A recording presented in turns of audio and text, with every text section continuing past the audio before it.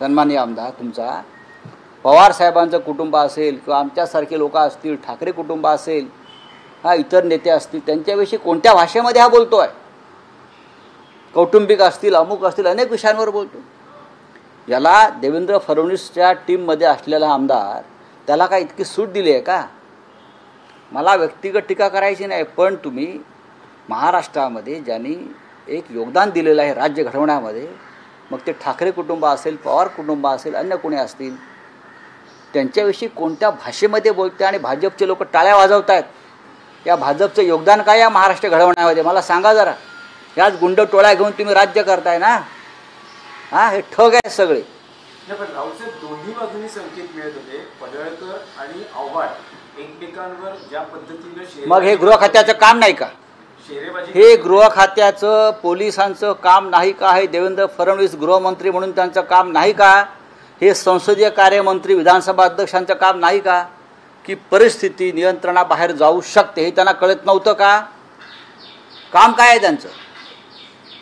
हेच काम आहे ना. गृह खात्याचं काम काय आहे? सुरक्षा व्यवस्थेचं काम काय विधिमंडळातल्या? सांगा ना मला.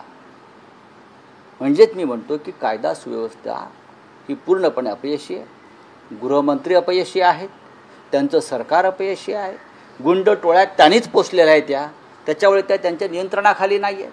रोज 5-10 गुंड हे प्रवेश करून घेत आहेत. प्रवेश करण्यासाठी त्यांच्यावरचे गुन्हे काढले जात आहेत. नाशिकला पहा, भाजपात प्रवेश करायचे आहेत म्हणून आधीचे गुन्हे ताबडतोब रद्द केले जात आहेत. अशा या ठगांचं नेतृत्व या राज्यात कोण करत आहे? मुख्यमंत्री देवेंद्र फडणवीस, गृहमंत्री देवेंद्र फडणवीस, चंद्रशेखर बावनकुळे आणि भाजपचे सध्याचे अध्यक्ष रवींद्र चव्हाण हे अशा ठगांचं नेतृत्व करतायत. लक्षात घ्या. हे बोलायला गोड आहेत, आतून काळे कुट्ट आहेत.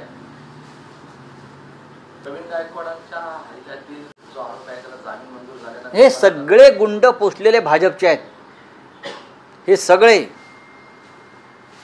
हे सगळे मोकाचे आरोपी, खुनातले आरोपी, बलात्कारातले आरोपी सगळे भारतीय जनता पक्षामध्ये आहेत. आणि काल ते विधिमंडळाच्या आवारात होते. हत्यार बंद होते आणि त्यांना आमदाराचा खूनच करायचा होता. हे तुम्हाला मी आत्ता सांगतो. रावसाहेब, महाराष्ट्राच्या राजकारणातली आणखी एक घटना आहे की उद्धव ठाकरेंनी काल मुख्यमंत्री देवेंद्र फडणवीस यांची भेट घेतली. बंद दाराआड त्यांची जवळपास 20 मिनिटं दोघांमध्येही चर्चा झाली. आता असे तर्क लावले जातात की जी सत्तेची ऑफर फडणवीसांनी उद्धव ठाकरेंना परिषदेच्या सभागृहात दिली, त्यानंतर शिवसेना उभाठाला सत्तेची ओढ किंवा सत्तेचे वेध लागले आहेत का? कारण अलीकडे फडणवीस आणि उद्धव ठाकरेंच्या भेटीगाठी अनेकदा होत आहेत आणि खुली ऑफर दिली आहे. चुकीची माहिती आहे. अनेकदा वगैरे काही नाही. या संपूर्ण काळात ते 2दाच भेटलेले आहेत. एकदा देवेंद्र फडणवीस मुख्यमंत्री झाले तेव्हा ते पुष्पगुच्छ त्यांनी एक कर्टेसी म्हणून दिला. काल ते भेटलेले आहेत. ते महाराष्ट्रात त्यांनी पुन्हा एकदा काय त्रिभाषा सूत्री मी लावणारच हे त्यांनी जे चला जोर देऊन सांगितलं आहे, तो चला जोर देऊ नका फार. बरं का? हिंदी सक्ती तुम्हाला या महाराष्ट्रात लादता येणार नाही. या संदर्भातले काही